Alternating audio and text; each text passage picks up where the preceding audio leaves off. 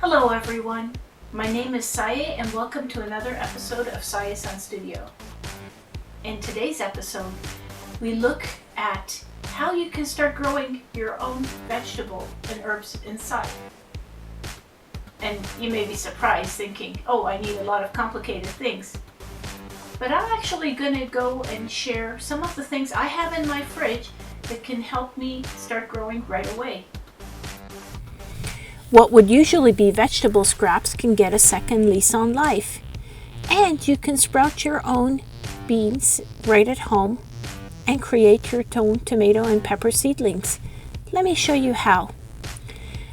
By cutting away the ends of these beets, you can actually get them to sprout to give you really nice, delicious leaves for your salad. And if you cut about 3 centimeters off these green onions or the tips of these carrots, you can get them all to grow for you. And all you have to do is get a flower pot, put some soil, and press these down into it, add a little bit more soil, and start growing them. It's the same technique that you can use for green onions as well as carrots, and put them in a sunny location and water them. After 3 days, I could see that they're starting to sprout and grow already. Ooh, that looks nice. Carrots, a little bit later. But I've added some clear domes to increase the humidity, and it really helped because within a week, I could actually start snipping away little bits and pieces for salads. They're great additions. But the thing I love the most must be fresh bean sprouts. They are great for salads, for stir fries, add a nice crunch and a lot of vitamins. You can find mung beans in the pulse section of your local grocery, and the only thing you have to remember is this entire process has to be in the dark, otherwise your beans get bitter. Use a glass jar to wash. By punching holes in the top, you can create a strainer, and it makes the entire process go so much faster. Because all you have to do is use that same jar and rinse them out. On the first day, you soak your beans for 12 hours in water. After that, you strain the water out, give them a rinse, and for the next 4 days, all you do is rinse your beans twice a day.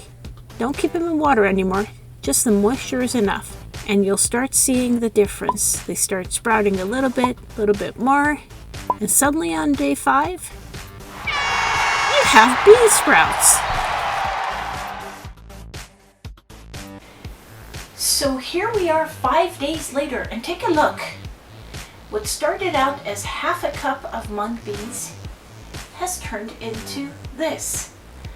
Halfway through I had to change from my original bottle and move to a larger container, and even that is just bursting at the seams. It's completely packed inside. So remember, your beans will expand to be about maybe 6 or 7 times what you initially start out with. So give them lots of space. What better way to find the tomatoes and peppers that you like to grow than by tasting them? When you get a pack at the grocery store, you may not realize it, but you have the seeds to grow peppers and tomatoes of your own. All you have to do is take out the seeds, dry them on a piece of paper towel. Same thing with tomatoes. Ooh, look at this. All these different varieties, 7, 8 different kinds just in one pack. And also write the names of what they are. Here you can see I just squeeze out the tomato on a paper towel, and I'll write the name of something like orange grape. I'll mark down the names, and when they have dried after 1 day, I moisten the paper towel, fold it, and I will keep all these little paper towels together in a piece of aluminum. This will create a dark environment for the seeds to start sprouting. Doesn't have to be anywhere special. It can be just at the corner of the room. Nothing too hot, nothing too cold. Regular room temperature, and you can see the consistent moist environment allows an even germination. Now the tomatoes didn't sprout as well, but it was pretty good. Black, red grape, red pear, very scientific naming method. Yellow, red, orange, that's all I need to know. So to grow these sprouted seeds, you need some kind of container. Let's take a look at some of the options you have. One of the most convenient way to grow is with food containers with drainage. They're already made out of food grade plastic, so it's safe to eat. The other one are these compressed peat pellets that you can buy anywhere. They've got a little nylon mesh and often come in this little greenhouse, and all you have to do is put them in water and they expand. And another one the kids love is making your own paper pot. Strips of newspaper are perfect because they're biodegradable and they also have soy ink, so they're not toxic. All you do is press it down and there you go.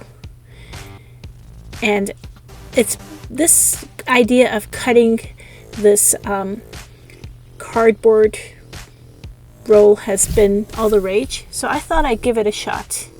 I've seen it all over the internet. Let's see how that turns out. And of course, for my kind of gardening, you need large seedling trays. I begin by writing the name of the variety on my little container. You know, they'll all end up kind of looking the same, so you really need to know what you have so you can decide, you know, if you want to share or give it to somebody else. Put the seeds, cover with soil. That's it. Next one, ooh, paper pot. I wonder if it's different. No, same thing. Easy.